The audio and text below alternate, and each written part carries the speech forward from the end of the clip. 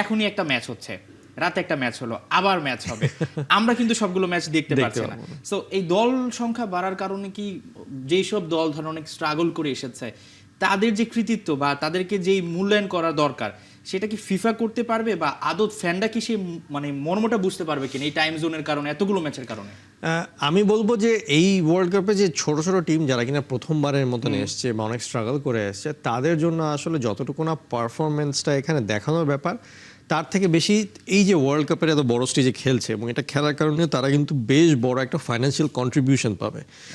এই জিনিসটা যেটা হবে যে এই ফাইন্যান্সিয়াল কন্ট্রিবিউশনটা যারা যখন পাবে তখন তারা নেক্সট 10 বছর বা 20 বছর একটা প্ল্যানিং করতে পারবে, ফুটবলটাকে আগিয়ে নিতে পারবে।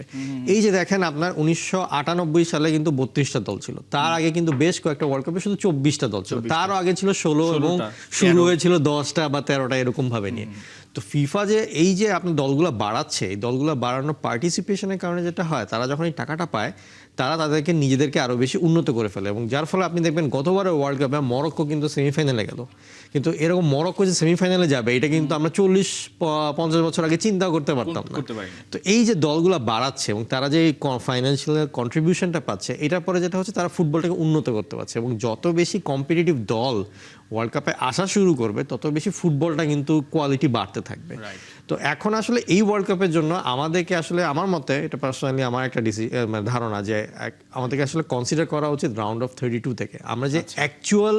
যে কম্পিটিটিভ ওয়ার্ল্ড কাপটা আমরা বুঝি সেটা রাউন্ড অফ 32 থেকেই চিন্তা করাটা উচিত হবে। আমি বলবো যে গ্রুপ স্টেজের খেলাগুলো কয়েকটা খেলা বাদে সবগুলো খেলাই আর কি মানুষের কাছে অনেকটা ধরেন বাছাই পর্বের মতোই তো